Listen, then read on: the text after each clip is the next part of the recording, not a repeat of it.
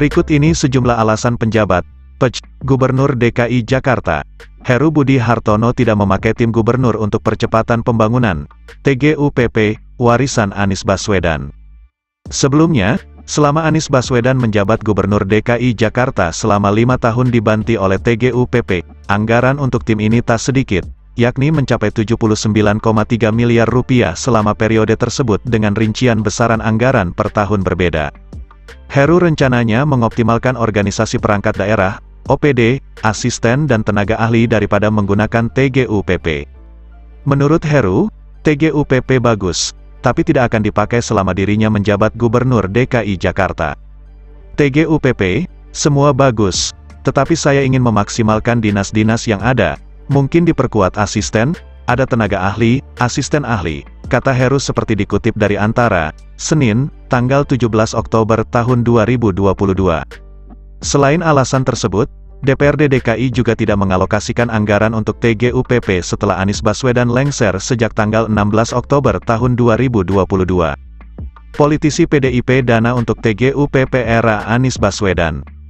Sementara itu, anggota Badan Anggaran DPRD DKI Jakarta, Gembong Warsono meminta agar penjabat Gubernur DKI menggunakan alokasi anggaran untuk tim gubernur tidak lagi berasal dari APBD, melainkan dari biaya penunjang operasional gubernur. Jika penjabat gubernur merasa membutuhkan silakan menggunakan TGUPP atau apa istilahnya, tapi alokasi anggaran tidak melekat di APBD, silakan anggaran yang digunakan melalui dana operasionalnya gubernur, ujar Gembong. Ia menambahkan, besaran anggaran TGUPP pada masa mantan Gubernur Anies Baswedan pada 2018 mencapai 29 miliar rupiah. Kemudian pada tahun 2019 sampai tahun 2021 mencapai masing-masing sekitar 18,9 miliar rupiah. Sedangkan pada 2022 mengingat masa jabatan Gubernur Anies hanya 10 bulan, yakni pada Oktober tahun 2022, besaran alokasi untuk TGUPP mencapai 12,5 miliar rupiah. Sementara itu, biaya penunjang operasional penjabat gubernur, lanjut dia, sama dengan dana penunjang operasional gubernur. Berdasarkan Peraturan Pemerintah, PP, Nomor 109 Tahun 2000, biaya penunjang operasional Kepala Daerah dan Wakil Kepala Daerah Provinsi ditetapkan berdasarkan klasifikasi pendapatan asli daerah, PAD, di atas 500 miliar rupiah, yakni paling rendah 1,25 miliar rupiah dan paling tinggi sebesar 0,15% dari PAD. Sebagai gambaran, PAD DKI Jakarta pada 2020 mencapai 57,5 triliun rupiah.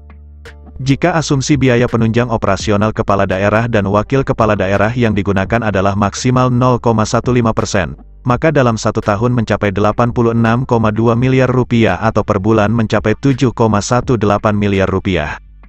Gembong melanjutkan, komposisi besaran biaya penunjang operasional adalah 60% untuk gubernur dan 40% untuk wakil gubernur. Dengan begitu, diperkirakan untuk gubernur biaya penunjang operasional sekitar 4,31 miliar rupiah per bulan dan wakil gubernur sekitar 2,87 miliar rupiah, teruskan program Jokowi, Ahok dan Anies. Heru Budi mengakui program kerja yang bakal dikerjakannya dalam 2 tahun ke depan diantaranya menghidupkan kembali sejumlah program kerja era gubernur dan wakil gubernur DKI Jakarta Joko Widodo, Basuki Cahayapurnama atau Ahok. Namun, ada juga program kerja era Gubernur Anies Baswedan yang akan dilanjutkan. 1. Hidupkan lagi pos pengaduan. Heru Budi memastikan salah satu program kerja era Jokowi Ahok yang bakal dihidupkan kembali yakni adanya pos pengaduan warga di Balai Kota Jakarta. Diketahui, program itu sempat dihapus semasa Anies Baswedan menjadi Gubernur DKI Jakarta tahun 2017 sampai tahun 2022. Heru pun menyebut bakal langsung berkoordinasi dengan jajarannya untuk menyiapkan posko tersebut. Saya minta perwakilan dari wali kota, setiap hari bergantian, setiap wilayah ada di sini, nanti mereka bergiliran, ujarnya. Ex-wali kota Jakarta Utara ini bilang, posko pengaduan ini akan dibuka setiap Senin hingga Kamis mulai pukul 8 waktu Indonesia Barat sampai pukul 9 waktu Indonesia Barat.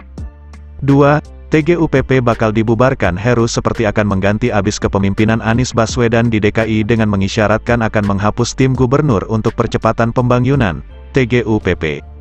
Heru mengakui TGUPP berisi orang-orang yang bagus dalam membantu kerja gubernur. Namun isyarat pembubaran tim bentukan Anies itu disebutkan dengan menyinggung peran organisasi perangkat daerah, OPD. TGUPP semua bagus, tetapi saya ingin memaksimalkan dinas-dinas yang ada, ucap Heru Budi Hartono. Mungkin juga bisa diperkuat asisten, ada tenaga ahli, asisten ahli, ia menambahkan. 3. Ikut PUPR lanjutkan normalisasi sungai antitesa Anies Baswedan soal mengelola banjir Jakarta. Heru Budi Hartono bakal hidupkan program normalisasi sungai yang sempat mandek. Heru Budi Hartono akan menangani persoalan banjir Jakarta dengan sinergi bersama Kementerian PUPR. Era Anies Baswedan, Pemprov DKI Jakarta tetap meyakini naturalisasi cara terbaik. Namun, Heru Budi memiliki pandangan lain, sehingga di hari pertama kerja di Balai Kota Jakarta, Heru Budi Hartono segera menemui Menteri PUPR Basuki Hadimuljono untuk program pengendalian banjir Jakarta. Kami harus sesegera mungkin bersinergi. Apa yang dilakukan pemerintah daerah tentunya bekerja sama dengan pemerintah pusat secepatnya dalam penanganan banjir, ucap Heru. 4. Ragu-ragu lanjutkan sumur resapan Anies. Heru Budi Hartono mempertimbangkan bakal melanjutkan program sumur resapan yang jadi warisan Gubernur Anies Baswedan. Menurutnya, program sumur resapan ini bisa diterapkan untuk mengendalikan banjir di lokasi-lokasi rawan banjir. Semua program itu bagus, tentu sumur resapan bisa dimanfaatkan untuk daerah yang memang cekung, kalinya di atas, daerah di bawah, ujarnya di Balai Kota DKI Jakarta, kemarin. Sebagai informasi, program sumur resapan sempat jadi andalan Gubernur Anies Baswedan untuk mengendalikan banjir. Namun, program tersebut dihentikan oleh DPRD DKI Jakarta lantaran dinilai tak efektif. Anggaran yang biasanya digelontorkan untuk program sumur resapan pun dihapus dari alokasi APBD.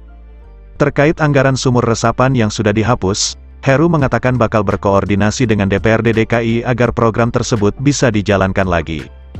Nanti kita lihat, pembahasannya dengan Ketua DPRD DKI nanti, ujarnya. 5. Bahas nasib Jakarta usai IKN pindah ke Kalimantan dengan DPRD dan ahli hukum. Heru berencana menggandeng DPRD DKI Jakarta hingga ahli hukum tata negara untuk membahas status Jakarta pasca Ibu Kota Negara, IKN, dipindah ke Kalimantan Timur. Nanti kami minta Ketua Bapeda, Badan Perencanaan Pembangunan Daerah, dan tentunya bersama Ketua DPRD untuk membahas status Jakarta dengan ahli-ahli, kata Heru. Dari hasil diskusi tersebut, Pemprov DKI kemudian akan membahasnya dengan pemerintah pusat atau dalam hal ini Badan Perencanaan Pembangunan Nasional, Bappenas, maupun Presiden Jokowi. Tribunnews.com. Jadi bagaimana menurut Anda?